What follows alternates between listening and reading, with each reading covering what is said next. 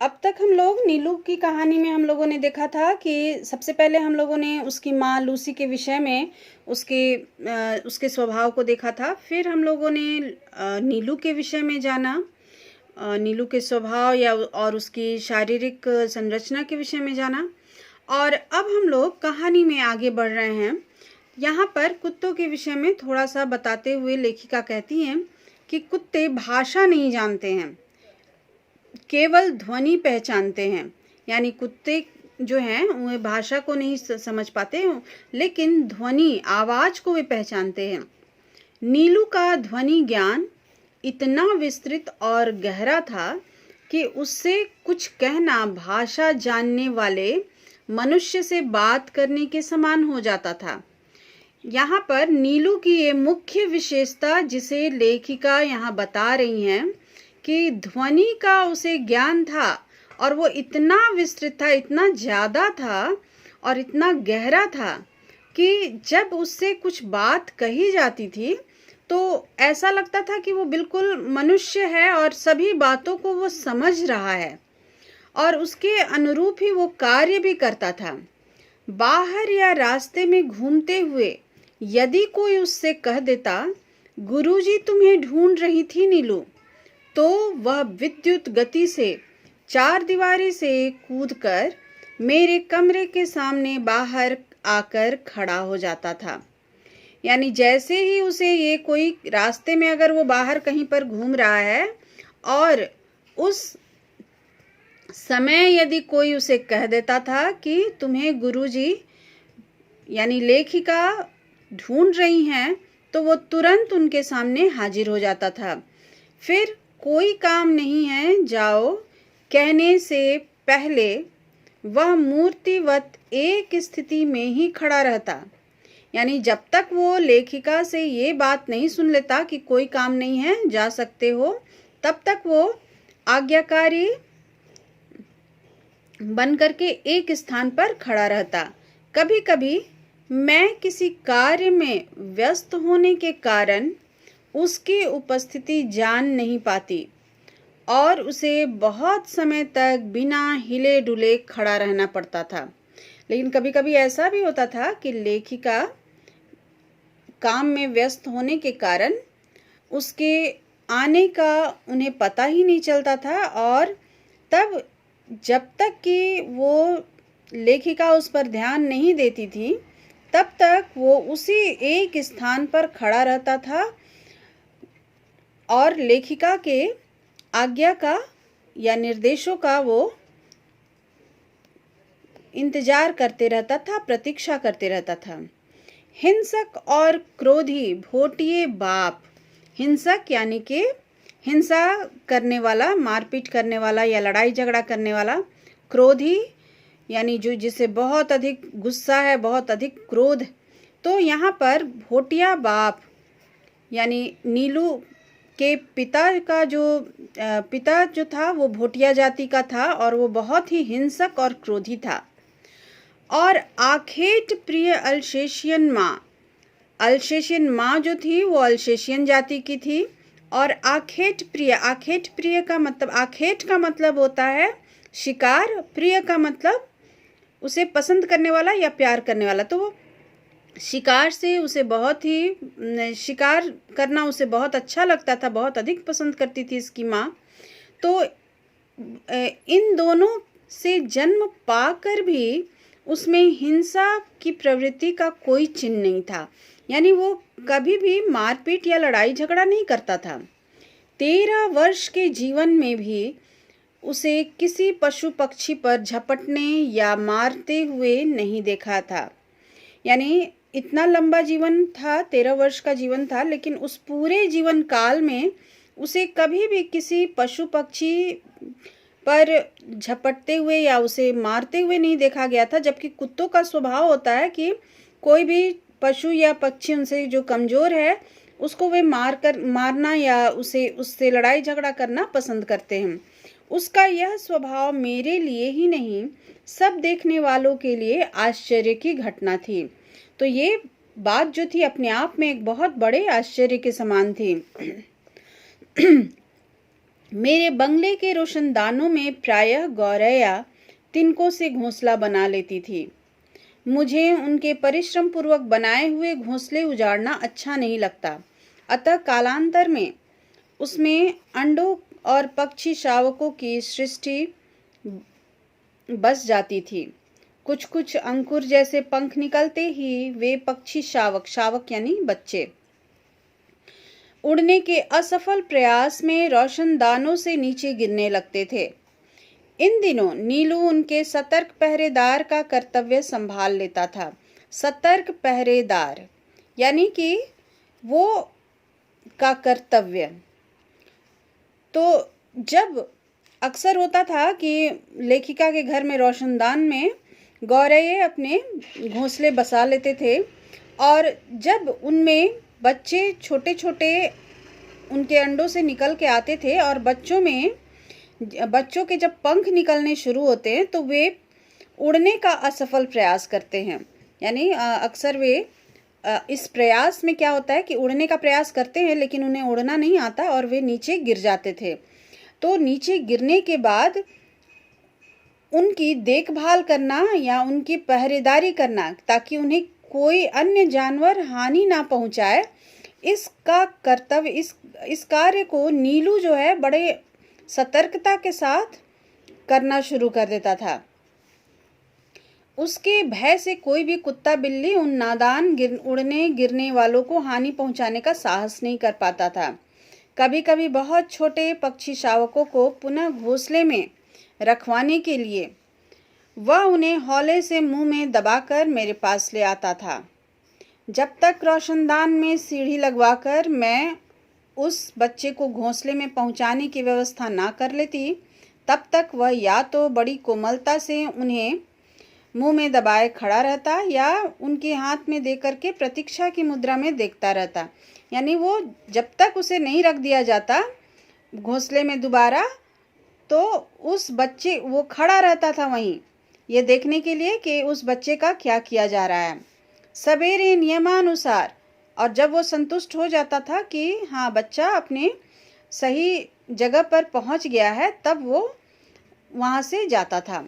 सवेरे नियमानुसार जब मैं मोर, खरगोश आदि को दाना देने निकलती, तब वह चाहे जाड़ा हो चाहे बरसात मुझे दरवाजे पर ही मिलता और मेरे साथ साथ ही घूमता।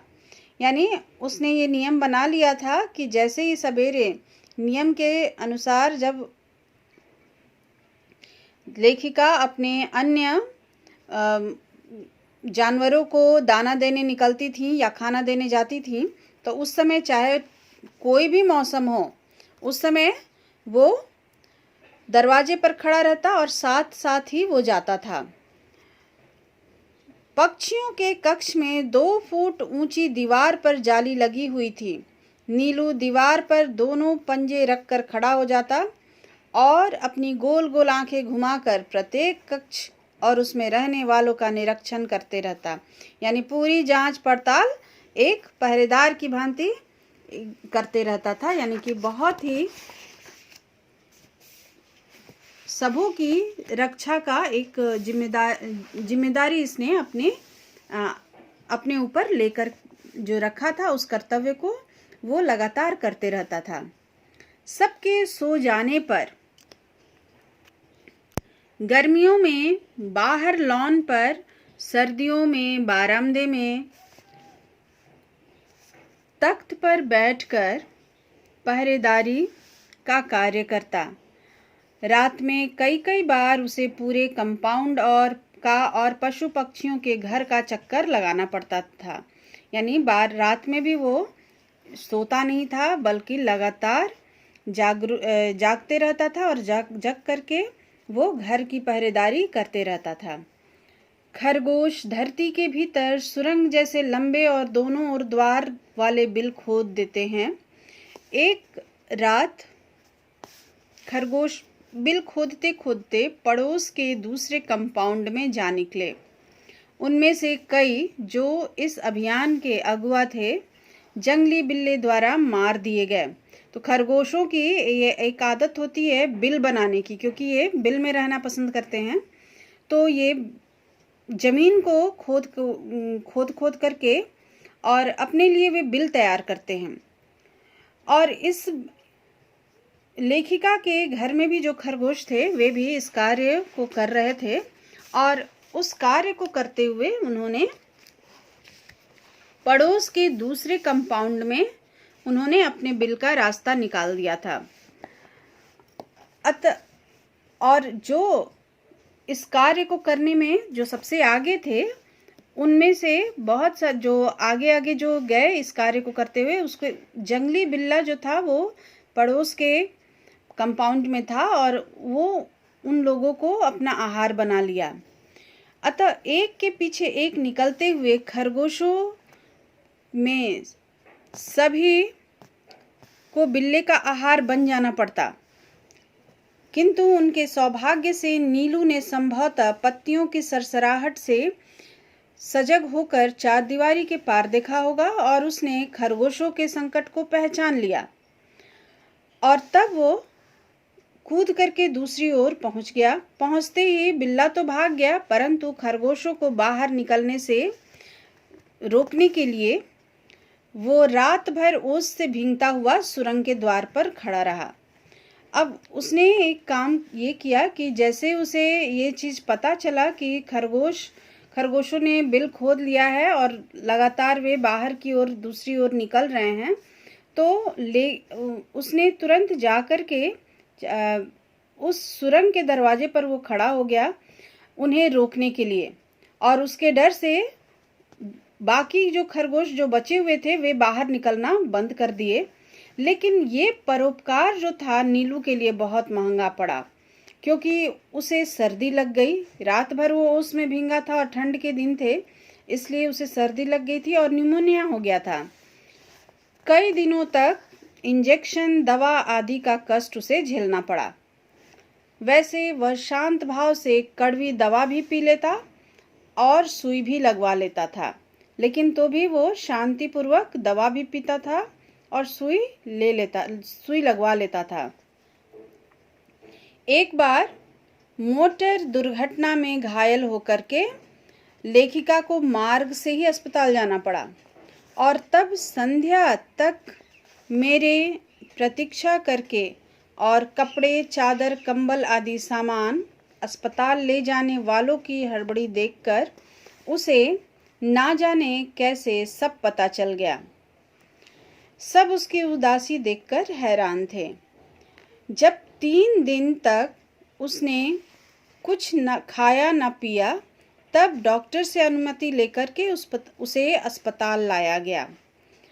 मुझे अच्छी तरह चारों ओर घूमकर देखने के बाद वह मेरे सामने ही जमीन पर बैठ गया। यानी यहाँ जब एक बार लेखिका की दुर्घटना हो गई थी मोटर से और उन्हें अस्पताल में भर्ती होना पड़ा था, तो शाम तक तो पहले वो उनके लौटने की प्रतीक्षा करता रहा। लेकिन जब शाम को लेखिका वापस नहीं आई और लोग उनके लिए चादर, कपड़े और कंबल वगैरह ले जाने लगे, तो उसे इस चीज़ का अंदाज़ा हो गया कि शायद कुछ लेखिका के साथ हुआ है, और उसने खाना पीना छोड़ दिया। तो अंत में 3 दिन तक जब उसने कुछ भी नहीं खाया, तो डॉक्टर से फिर लोगों को अनुमति लेनी पड़ी और उसे अस्पताल ला करके लेखिका से मिलवाया गया। तब से हर दूसरे दिन अस्पताल ना ले जाने पर वह अनशन आरंभ कर देता।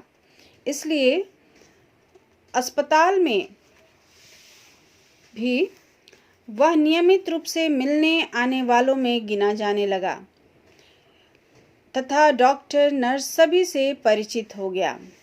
नीलू को 14 वर्षों का जीवन मिला था और जन्म से मृत्यु तक वह मेरे पास ही रहा।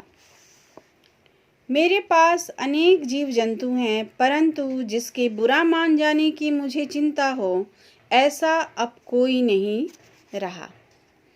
तो यहाँ पर अब लेखिका जो है उन्होंने अपने दुर्घटना के समय उन्होंने महसूस किया था कि नीलू जो है उन्हें एक पुत्र की भांति उनकी चिंता करता है, पुत्र के समान उन्हें प्यार करता है और उनके ना रहने पर वो भी अपने खाने पीने को त्याग करके अनशन पर बैठ जाता था। तो इस भाव से वे बहुत ही प्रभावित हुई थी और नीलू को लगभग 14 वर्ष का जीवन मिला था और जन्म से लेकर मृत्यु तक वो लगातार लेखिका के साथ ही रहा था। लेकिन अब जितना प्रभावित वे उस नीलू से हुई थी, वैसा स्वभाव और उस तरह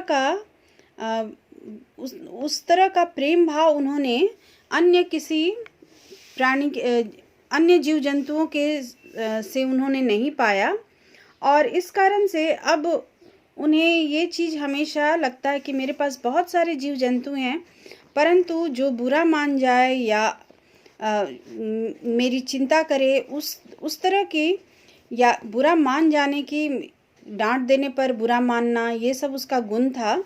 तो ऐसा अब कोई भी नहीं था जो उनके लिए इंतज़ार करता है या फिर उनके द्वारा डांटे जाने पर बुरा मान जाता है, ऐसा अब कोई भी नहीं है। तो इन गुणों के कारण नीलू से वे बहुत ही प्रभावित थी। मैंने पहले ही बताया था संदेश कि इस कहानी के द्वारा लेखिका का मुख्य उद्देश्य है कि जो लोगों में पशुओं के प्रति प्रेम भाव को जगाना और जिस तरह से पशु के अंदर भी संवेदनाएं होती, जिस तरह से हम मनुष्यों के अंदर संवेदनाएं होती हैं, ठीक वैसी ही संवेदनाएं पशुओं के अंदर भी होती है। तो इसलिए उन्हें भी हमें समझने का प्रयास करना चाहिए, उन्हें भी हमें प्रेम पूर्वक उनसे भी व्यवहार करना चाहिए, उन्हें अपमानित नहीं करना चाहिए, ना ही उन्हें किसी तरह की हानि या दुख पहुंचाने की कोशिश करनी चाहिए। तो चैप्टर कंप्लीट हो गया है। अगले वीडियो में हम लोग क्वेश्चन आंसर्स कर लेंगे।